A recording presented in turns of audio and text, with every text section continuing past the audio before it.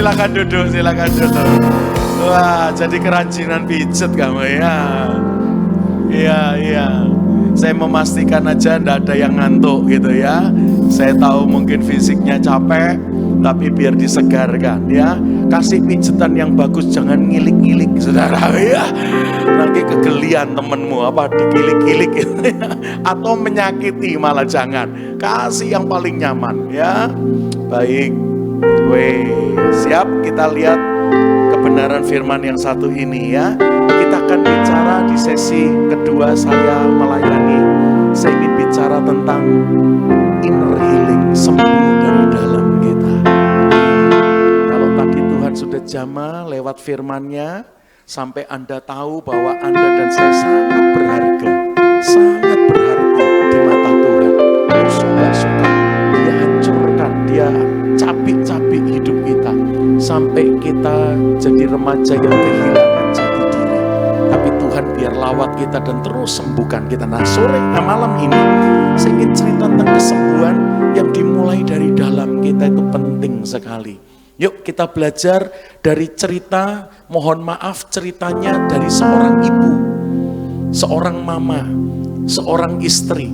Saya kemarin waktu merenungkan cerita ibu yang bernama Hana ini, bertahun-tahun saya kenal ceritanya, tapi waktu saya bedah, saya sampai bilang hebat ini wanita yang satu ini.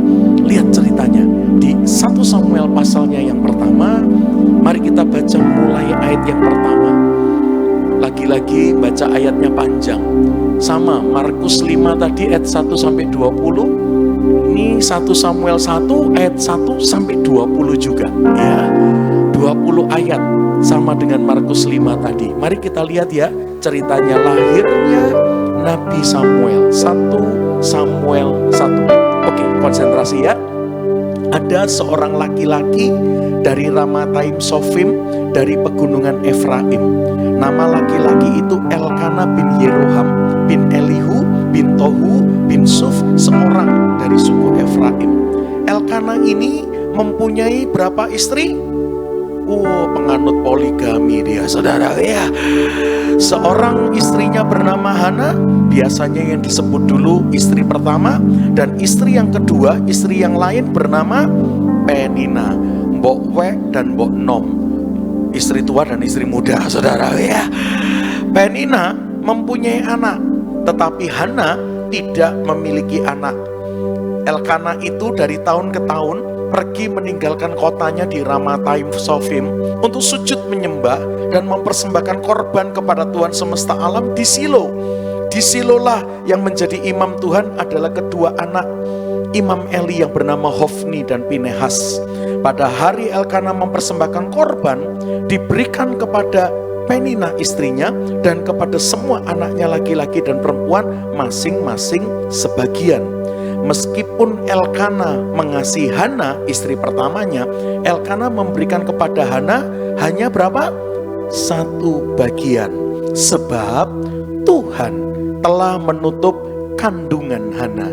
Tetapi madunya Hana yang bernama Penina selalu menyakiti hatinya Hana supaya Hana gusar, karena Tuhan telah menutup kandungannya Hana. Demikianlah terjadi kapan? Dari tahun ke tahun. Setiap kali Hana pergi ke rumah Tuhan, Penina madunya menyakiti hati Hana sehingga Hana menangis dan tidak mau makan, mogok makan, tidak nafsu makan. Lalu Elkana suaminya berkata kepada Hana, "Hana, mengapa engkau menangis? Mengapa engkau tidak mau makan? Mengapa hatimu sedih? Bukankah aku lebih berharga bagimu daripada 10 anak laki-laki?" Saudara ya. Pada suatu kali setelah mereka habis makan dan minum di Silo, berdirilah Hana, sedang Imam Eli duduk di kursi dekat tiang pintu bait suci Tuhan. Dan dengan hati pedih Hana berdoa kepada Tuhan sambil menangis terseduh-seduh. Kemudian bernasarlah Hana, katanya, "Tuhan semesta alam, jika engkau sungguh-sungguh memperhatikan sengsara hambamu ini dan mengingat kepadaku, tidak melupakan hambamu ini, tetapi memberikan kepada hambamu ini seorang anak laki-laki, maka aku akan memberikan dia kepada Tuhan untuk seumur hidupnya. Pisau cukur tidak akan menyentuh kepalanya." Dan ketika Hana terus terus-menerus berdoa di hadapan Tuhan, maka Imam Eli mengamat-ngamati mulut si Hana ini. Dan karena Hana berkata-kata dalam hatinya dan hanya bibirnya saja yang bergerak-gerak tetapi suaranya tidak kedengaran, maka Eli menyangka Hana lagi sakau. Saudaraku ya, mabuk saudaraku. Lalu kata Imam Eli kepadanya, berapa lama lagi engkau berlaku sebagai orang mabuk? Lepaskan dirimu daripada sakaumu, saudaraku. Tetapi Hana menjawab, bukan Pak Gembala, bukan. Aku seorang perempuan yang sangat bersusah hati. Anggur atau minuman yang memabukkan tidak kuminum, melainkan aku mencurahkan isi hatiku di hadapan Tuhan. Jangan anggap hambamu ini seorang perempuan dursila, sebab karena besarnya cemas dan sakit hati, aku berbicara demikian lama. Lalu jawab Bapak Pendeta Eli MTH ini, saudaraku ya, pergilah dengan selamat. Allah Israel akan memberikan kepadamu apa yang engkau minta daripadanya. Dan sesudah itu berkatalah Hana, biarlah hambamu ini mendapat belas kasihan daripadamu. Lalu keluarlah Hana, ia mau makan, mukanya tidak muram lagi. Keesokan harinya bangunlah mereka itu pagi-pagi, lalu sujud menyembah di hadapan Tuhan. Kemudian pulanglah mereka ke rumahnya di Rama.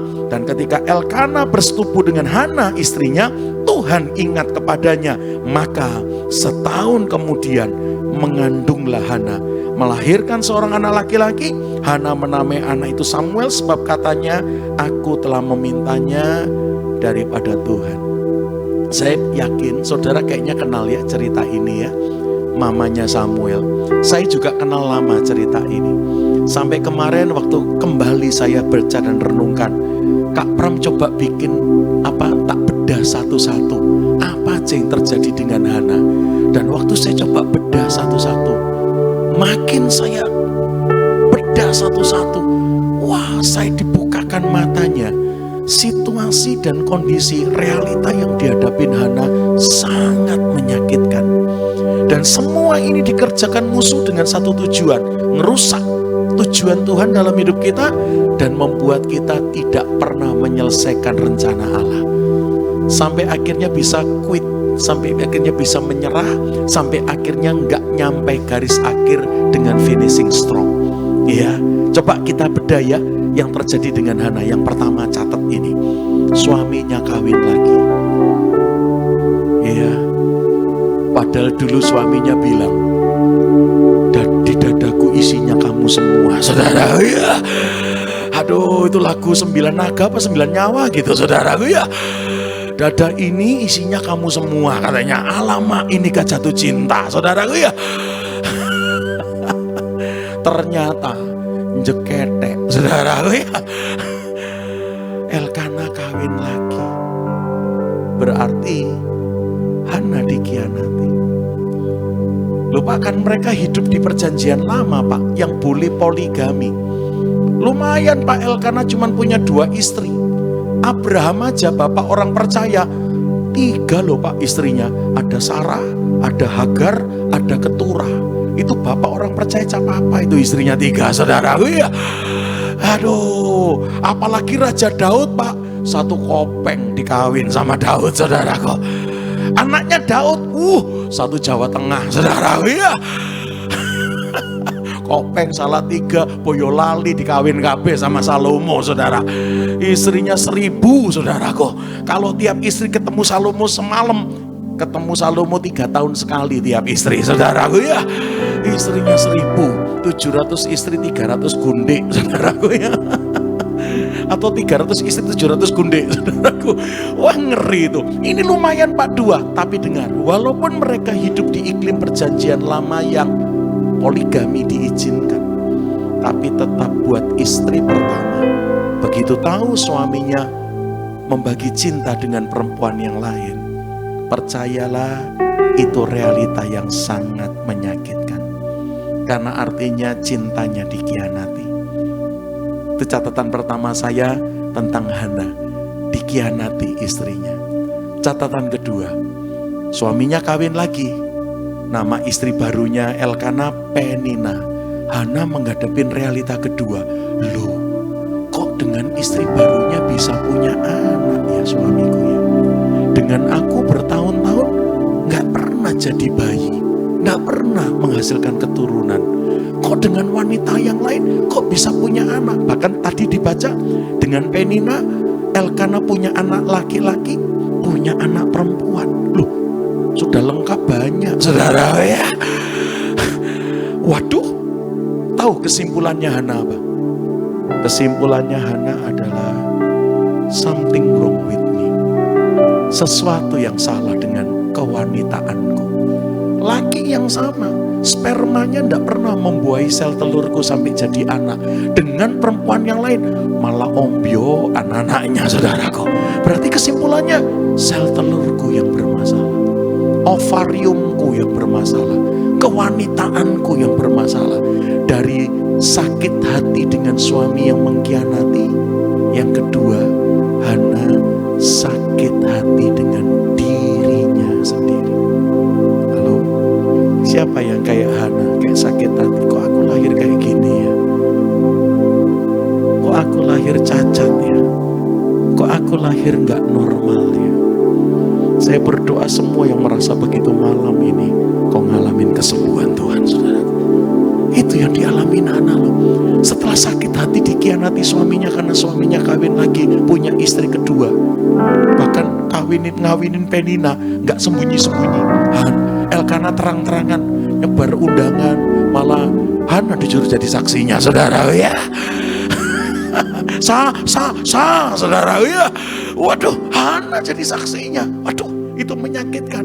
Yang kedua, loh kok dengan wanita lain jadi anak ya? Dengan aku kok enggak ya? Terima kasih. Itu ke Hana, saudara ya. Kita asumsikan itu Hana, saudara ya. Wih, sakit hati dengan dirinya sendiri. Aku ora iso metengi. Aku ndak bisa dibuahi sperma suamiku, sel telurku. Ada apa dengan ovariumku? Ada apa dengan sel telurku? Ada apa dengan kewanitaanku? Wah, habis sakit hati dari faktor luar. Yang kedua ini sakit hati dengan faktor internnya Hana sendiri. Yang ketiga, apa yang terjadi? Gara-gara dengan Penina anaknya banyak, dengan Hana ndak punya anak. Apa yang dimiliki Elkana dibagi ke Penina dan anaknya lebih banyak daripada yang dibagi kepada Hana. Kepada Penina dan anaknya, Elkana ngasih lebih banyak, Hana dapat cuman satu bagian. Walaupun dalam terjemahan bahasa Inggris disebut walaupun satu tapi good portion, porsi yang terbaik yang Elkana berikan buat Hana, tapi tetap kuantitasnya kalah, saudara ya. Ya kan, kualitinya menang, tapi kuantitasnya kalah, saudaraku. Hana cuma dapat satu, wah Penina dapat 6 misalnya, saudaraku ya.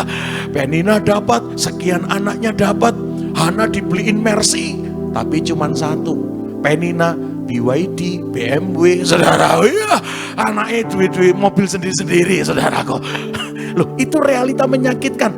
Pembagian tidak merata. Kak Pram sama Tante Maria, manggil saya Kak Pram, saudara ya. Itu kalau konseling pernikahan, beberapa perkelahian suami istri, beberapa itu terjadi karena suaminya atau istrinya bagi uang yang mereka punya ke saudara tanpa mengetahui pasangannya. Ada suami yang diam-diam bantu adiknya, ada istri yang diam-diam bantu kakaknya, ada suami istri yang bantu ponaannya, tapi pasangannya tidak dikasih tahu. Tahu-tahu ngerti kalau duit pasangannya disalurkan ke keluarga dan mereka lagi butuh, tidak ada duit, marah besar, berkelahi, padahal disalurkan ke saudara atau keluarga. Wis ngamuk. Apalagi kalau disalurkan ke perempuan yang tidak jelas, saudaraku. Benar ya, ngerti ya maksud saya ya. Ya, seumurmu bisa mikir ini enggak kira-kira, saudaraku ya. Itu pernah dengar stand up-nya Cak Lontong. Suami-suami kalau menghasilkan duit, lebih baik yang mengelola istrimu. Karena begitu duitmu tidak dikelola istrimu, yang ngelola wanita lain. Katanya gitu, saudaraku ya. Wah, itu menyakitkan kan.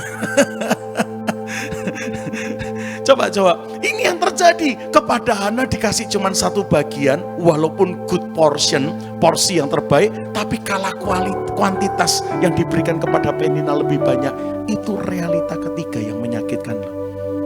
Kamu dapat tapi lebih sedikit. Istri keduaku dan anak-anak dapat lebih banyak. Waduh. Itu lagu Pentakostanya keluar. Mendidih di hati, mendidih di hatiku. Rambut berdiri keluar asap, saudara. Ya. Orang roto radil, saudara. Ya. Sakit hati, saudara. Itu realita ketiga loh yang menyakitkan. Yang keempat, muncul kalimat ini. Tuh, muncul kalimat ini. Udah jelas, saudaraku. Ya pakai H sebabnya. Tandanya dia tidak tidur. Amin, saudaraku. Cuman ngantuk. Realita keempat yang menyakitkan muncul kalimat ini. Siapa yang menutup kandungan Hana? Tadi kalau Anda baca 1-20 ayatnya, siapa yang menutup kandungan Hana sampai Hana tidak bisa hamil? Tuhan menutup kandungannya. Waduh, sakit hati sama suami, sakit hati sama diri, sakit hati sama pembagian yang tidak adil. Yang keempat, kecewa sama Tuhan. Ternyata Tuhan toh yang nutup kandunganku. Waduh, ini jangan-jangan kalau Anda dan saya jadi Hana mendadak memutuskan kita jadi ateis, saudara. Ya, karena yang keempat kilo roti ini sama pencipta, ya saudaraku. Ini kalau dibedah kayak begini, kalau cuma dibaca kita pikir ya ini wanita tersakiti. Tapi begitu dibedah, wah, orang Surabaya bilang angel ya saudaraku ya. Ini sikon yang tidak gampang ya. Loh, yang menutup kandunganku engkau toh Tuhan. Loh, apa kita tidak kecewa sama Tuhan? Orang kayak begini kalau diajak ibadah di Silo masih mau datang. Loh, kok Hana masih mau datang ya? Padahal muncul 2 kali kata Tuhan yang menutup kandungannya. Sedikit membandingkan cerita di Injil Yohanes 11 tentang Marta, Maria, Lazarus. Pernah dengar dong ceritanya ya? Lazarus sakit, Marta, Maria ngirim kabar ke Tuhan. Bahasa sekarang WA, saudara ya. Tuhan, adik kami Lazarus yang kau kasihi sakit keras Tuhan. Berharap Tuhan bisa sowan ke Betania, doain ya, ditunggu. Nggak lama dicek, WA-nya contreng 2, wis diterima di HP-nya, saudara ya. Nggak lama dicek lagi, lo kok wis warnanya biru, wis dibaca, saudara ya. Sudah diwoco, saudaraku, warna biru. Ditunggu-tunggu nggak datang. Kita tahu Yesus datang, Lazarus sudah 4 hari dikubur. Nah, di Injil Yohanes 11 ayat 6 muncul kalimat ini. Ketika Yesus menerima kabar bahwa Lazarus sakit, setelah didengarnya bahwa Lazarus sakit, nah ini muncul kalimat ini. Yesus bagaimana? Sengaja ora langsung teko. Loh, kata ini nak Maria Marta tahu apa ndak sakit hati ini, saudara? Oh, tak pikir ora teko sibuk kowe, saudara. Iya. Tak pikir ndak langsung respon, ndak langsung datang, banyak jadwal. Ternyata sengaja ora teko toh, saudara. Loh, ini kalau Marta Maria tahu apa ndak sakit hati, saudaraku ya. Halo? Halo? Makanya waktu saya baca Hana, sikonnya kayak gini. Di sini di Injil Yohanes 11, untung Marta Maria belum tahu kalau kemarin tidak datang bukan sibuk, sengaja ora teko, saudaraku ya. Kalau tahu jangan-jangan sakit hati loh Marta Maria. Saya nggak tahu reaksinya. Tapi dalam cerita ini Maria dan Marta nggak tahu kalau Yesus nggak datang kemarin. Nggak, karena sengaja nggak datang. Tapi di 1 Samuel 1, Hana ditulis nggak bisa hamil karena Tuhan yang menutup kandungannya. Coba. Wah, ini saya yakin kalau Anda dan saya jadi Hana, diajak retreat orang melu, saudara ya. Diajak pertemuan Jumat malam LG Community ora teko, saudaraku. Tuhan apaan yang bikin aku ora iso meteng, saudaraku ya. Yang menutup kandunganku sampai suamiku kawin lagi, sampai pembagian yang dia punya nggak adil. Coba, saudara. Tapi Anda baca tadi, tiap tahun Elkana ngajak, ayo ke bait Allah kita doa. Hana tetap berangkat dan Hana tetap berdoa. Coba. Wow. Sudah 4 ya. Yang pertama tadi suaminya kawin lagi, pengkhianatan terjadi. Yang kedua, pasangannya, madunya punya anak, dia enggak. Dia sakit hati dengan keberadaannya sendiri. Yang ketiga, pembagian tidak adil. Yang keempat, Tuhan yang menutup kandungannya. Yang kelima, setiap kali pergi dari Rama ke Silo dan Penina ikut. Penina itu suka bully Hana. Kapan meteng katanya saudara, ya. Kapan hamil? Kamu wanita beneran apa KW2 toh saudara? Ya. Kok enggak bisa hamil? Waduh, kalimatnya Penina itu mengandung sianida saudara. Ya. Setiap kali pergi bersama itu Penina menyakiti hati Hana, bully. Bahasa saya sekarang lambe turah saudara. Ya. Wah, ember mulutnya saudara, kok omongannya sengak. Makanya perjalanan dari Rama ke Silo itu perjalanan yang buat Hana nggak bisa menikmati. Tapi catat, tiap tahun, dari tahun ke tahun, Elkana ngajak berangkat loh Hana. Jangan-jangan kalau Anda dan saya yang jadi ibu Hana, lu mana tadi fotonya Hana, saudara? Ya. Kalau Anda dan saya yang jadi Hana, begitu diajak, besok kita ke Silo ya. Kita doa di Silo ya. Kalau saya jadi Hana, pertanyaanku ngomong nomor satu gini. Wedok iku melu enggak saudara? Ya. Najis nyebut nama wedok iku melu enggak saudara? Ya. Perempuan itu ikut enggak? Kalau itu ikut, aku sih enggak melok saudara. Loh, normal toh kalau Anda dan saya memposisikan jadi anak, besok ke Silo ya. Kita doa seperti tahun demi tahun ya. Pertanyaan yang logis, karena perjalanan sudah sekian kali menyakitkan. Berikutnya diajak nanya, ikut enggak? Kalau dia ikut, aku yang enggak ikut. Muntah aku, anak aku saudara. Ya. Ternyata Hana tahu, selalu bareng KB, tetap berangkat. Wow. Hal-hal ini yang membuat kemarin Kak Pram di Candi Cetong merenungkan, ada apa ya dengan Hana ya? Kok dahsyat banget ini orang. Udah berapa? 5 ya. Pergi dibully, pergi dihina terus sama madunya, diejek. Waduh, menyakitkan perjalanan itu. Yang ke-6, nyampe di bait Allah doa. Sama Bapak Gembala dipikir mabuk bin sakau. Loh, ini pendetone dewi yang nyakiti saudara. Ya. Coba. Kadang-kadang kita disakiti sama temen aja bisa nggak mau datang ibadah lagi. Apalagi yang nyakitin youth pastornya saudara. Ya. Apalagi yang menyakiti gembalanya. Apa kita nggak lebih baik pindah gereja yang lain saudaraku? Cek gereja sebelah saudaraku ya. Lu come on. Karena yang terakhir Hana doa. Mulutnya umi tapi tidak ada suaranya, dipikir mendem saudara ya, dipikir mabuk, dipikir sakok, dan yang memberi penilaian yang sadis itu, yang jahat itu pendetone dewi. Bapak Pendeta Eli MTH STH MDiv saudara ya, yang ngakimin mabuk itu jangan di sini, sakok kok di sini. Hana buka mata, om aku doa lu om duduk mabuk.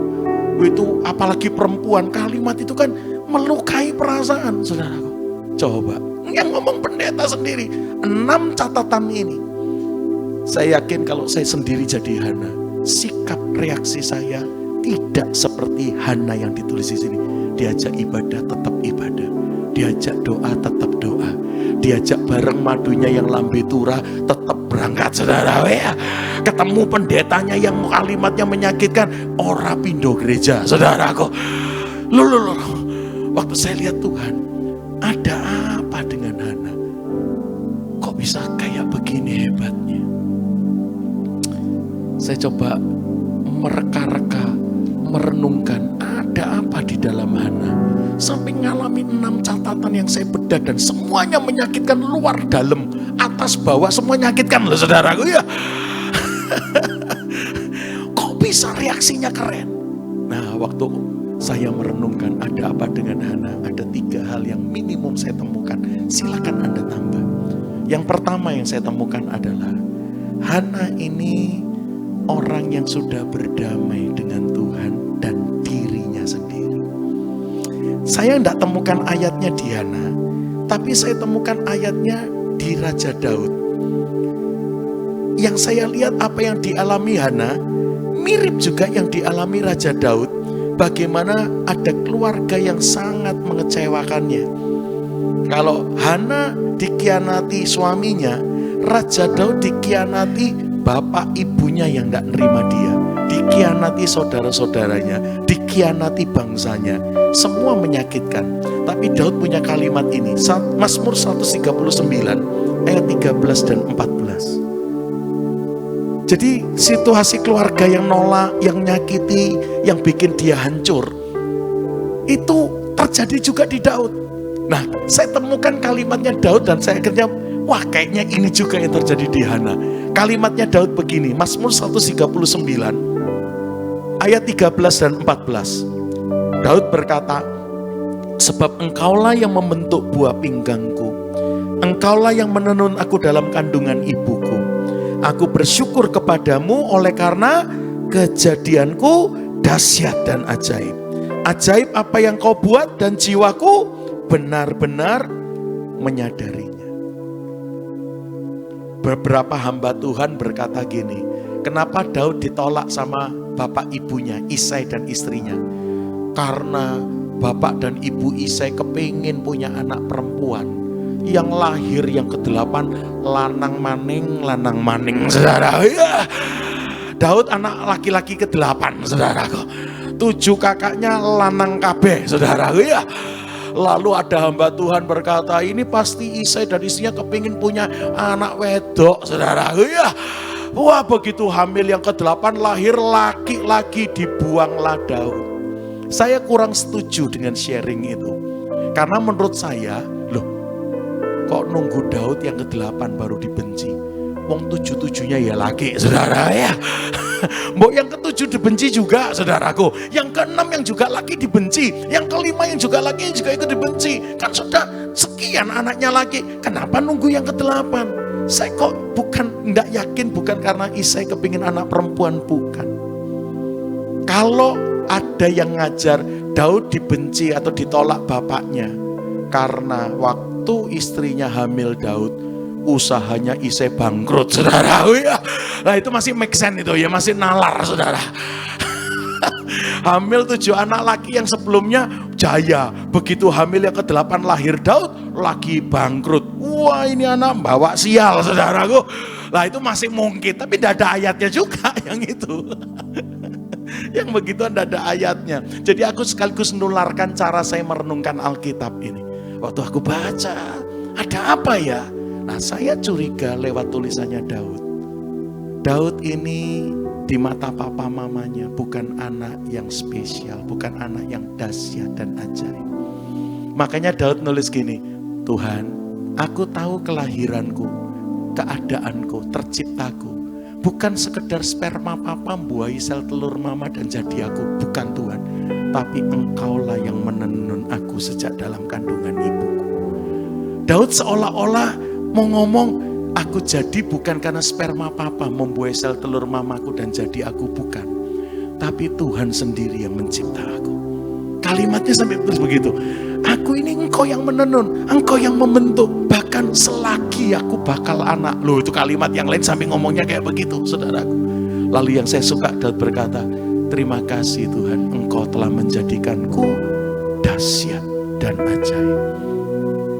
Saya meyakini Daud tuh pengen ngomong, sayang papa mama ndak pernah lihat aku anaknya yang awesome and wonderful.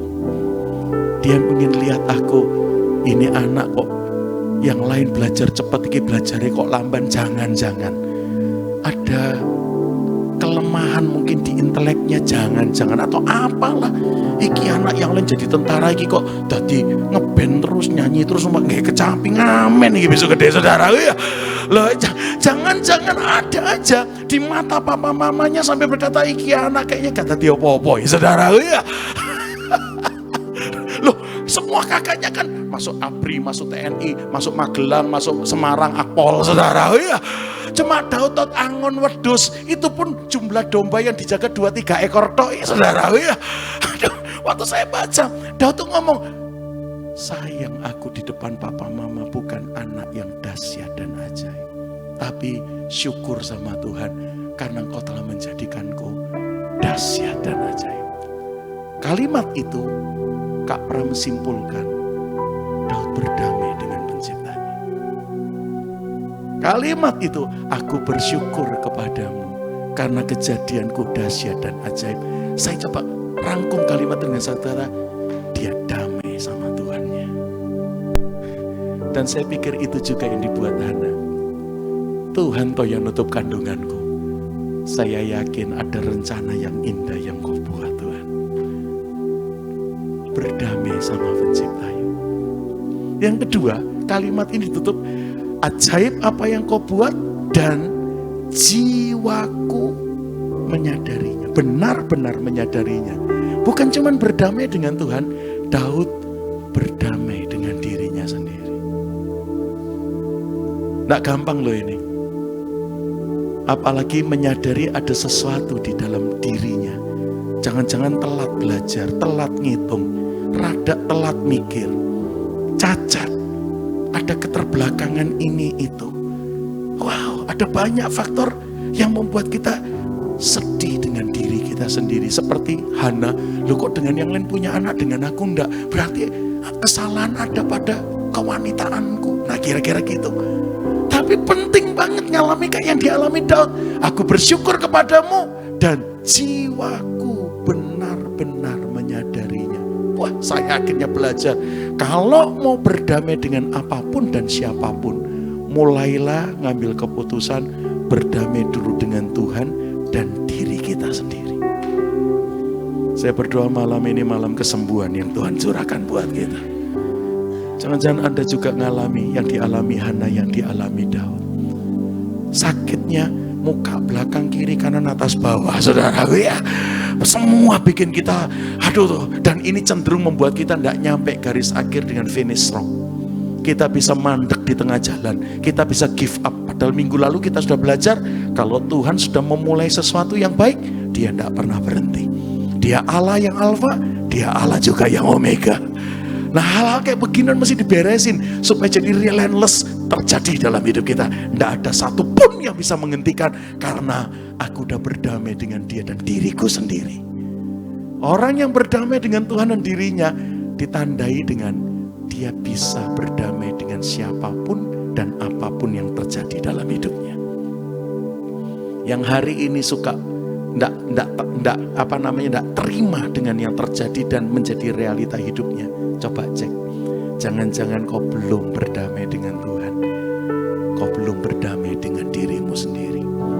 Gimana Pak Kopram supaya kita, lu kok Kopram, Kak Pram saudara ya. Gimana Kak Pram supaya aku bisa berdamai sama Tuhan dan diriku sendiri? Saya cuma punya satu kalimat ini. Nikmati, kecaplah dan lihatlah betapa baiknya Tuhan itu. Setiap orang yang mengalami dan menikmati cinta Tuhan, tahu-tahu sembuh dengan dirinya, sembuh dengan Tuhannya. Itu Mazmur 34 ya, kecaplah dan lihatlah betapa baiknya Tuhan itu. Kalimat yang ditulis pertama ngecap dulu, bukan ngeliat dulu. No, kamu mesti ngerasai dulu, nikmati, baru kamu bilang, lihat aku yang penuh kasih itu. Wah, ini yang pertama ya. Hana juga saya pikir kayak Daud. Dia berdamai kepada Tuhan dan dia berdamai dengan dirinya. Sampai dia ngalamin situasi yang tidak mudah, dia bisa dan akhirnya cakap menanggungnya. Yang kedua, ini sedikit renungan saya, saudara boleh tambah yang berikutnya. Yang kedua menurut saya, Hana ini membangun mental health yang kuat. Dia membangun kesehatan jiwa yang baik. Ingat, di dalam manusia itu ada 3 komponen. Tubuh, jiwa, roh. Itu yang membentuk kita. Dan roh yang membedakan kita dengan makhluk hidup yang lain, tumbuhan dan binatang yang cuma punya jiwa dan punya tubuh, punya fisik. Tapi binatang dan tumbuhan tidak punya roh. Kita punya 3. 1 Tesalonika 5:23 berkata, ketiga komponen kita mesti dirawat, mesti dipelihara.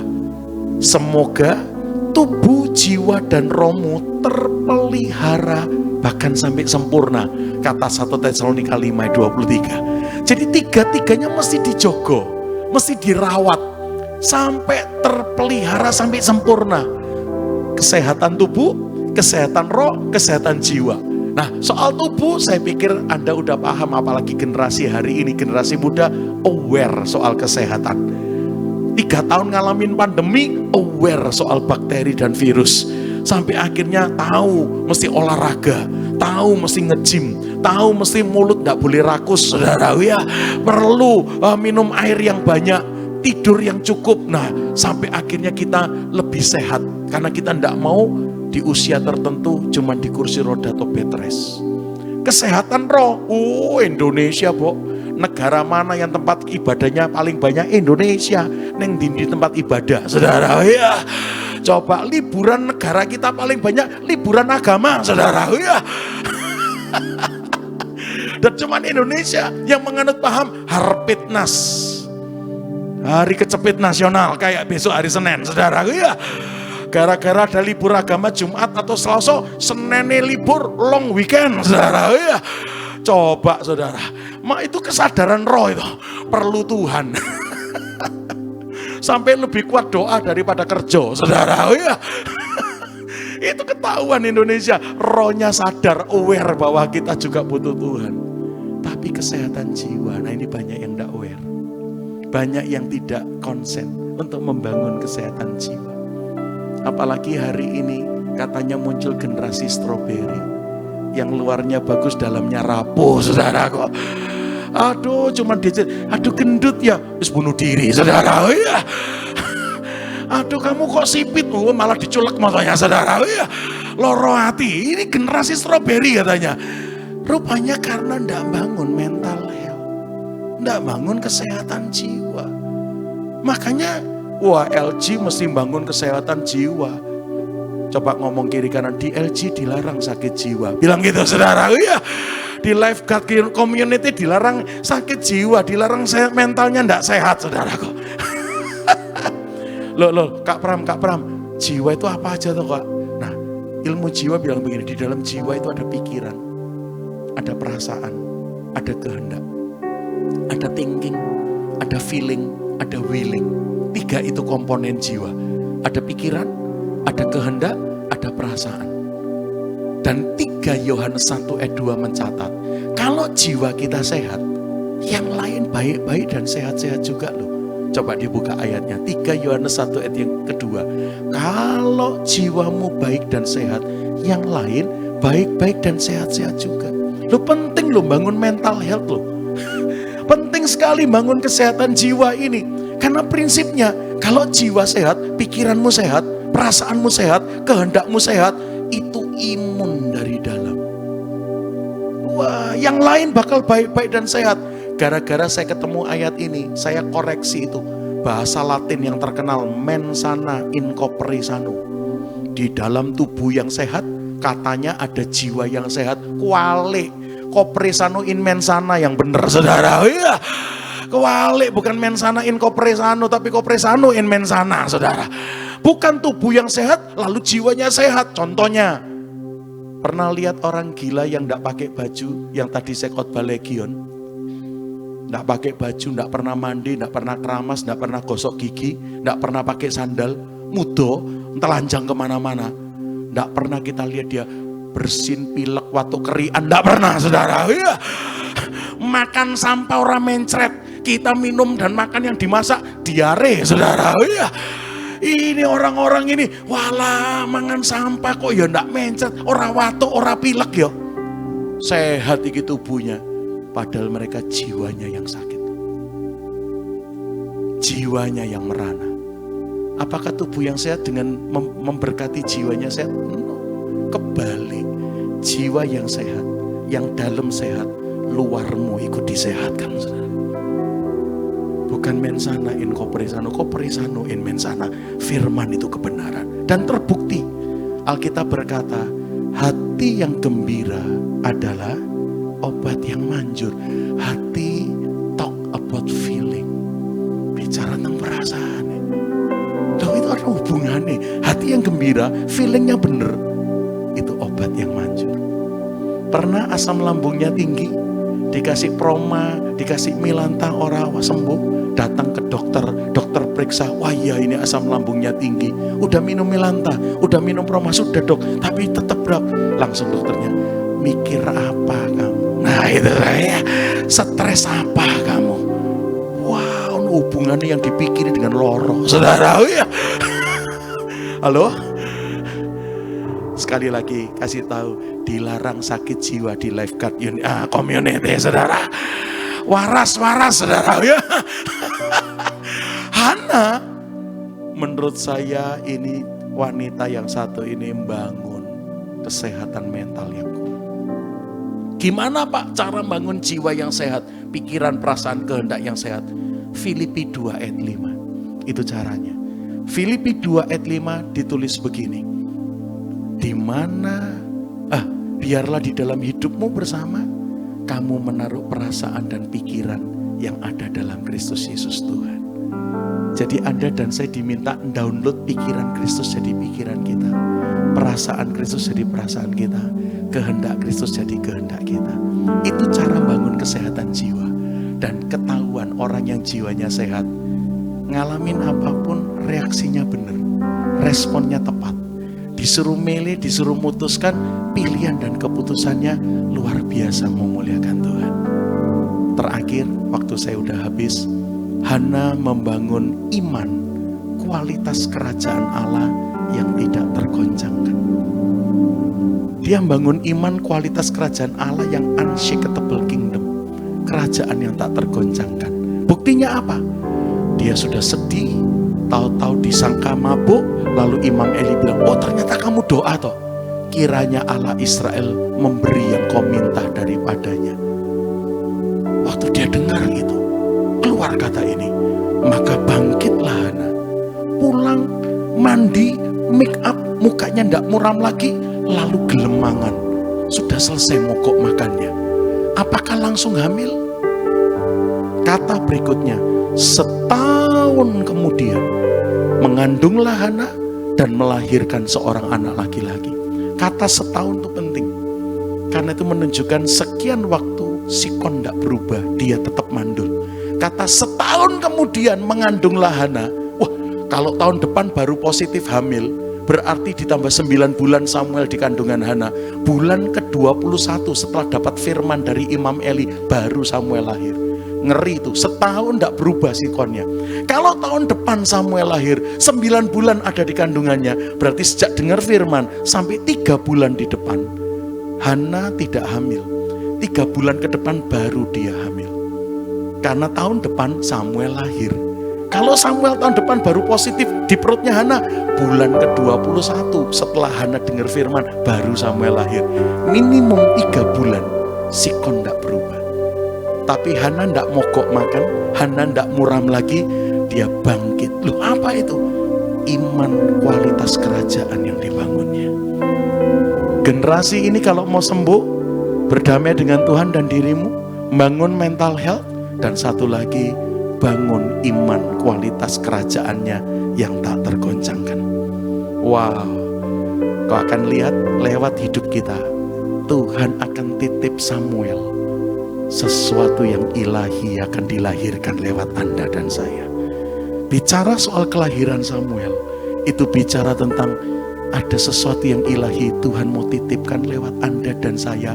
Hana, mempelainya yang bukan siapa-siapa, orang sederhana, orang dari Ramataim Sofim, istrinya Elkana yang tersakiti tapi sembuh, dan lewat hidupnya lahir karya Allah yang luar biasa. Malam ini, kalau ada yang datang banyak luka terjadi, kita minta Tuhan menyembuhkan kita yuk malam ini. Mau? Kita nyanyi satu pujian ini ya. Boleh 5 menit terakhir ya, sebelum saya serahkan ya. Maafkan saya terlambat terus ya. Senang banget sharing ketemu saudara, dan saya rindu semua nggak ada yang lolos dari lawatan Tuhan. Pulang ke Cirebon, datang luka, pulang pulih saudaraku.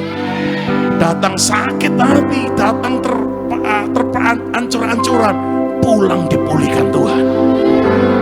Tahun depan bikin retreat lebih banyak anak muda lagi, saudara ya. Kita sembuhkan yang legion-legion di Cirebon, saudara. Kita sembuhkan yang terluka, Dan kita siapkan bala tentara Allah dari anak-anak muda yang dahsyat.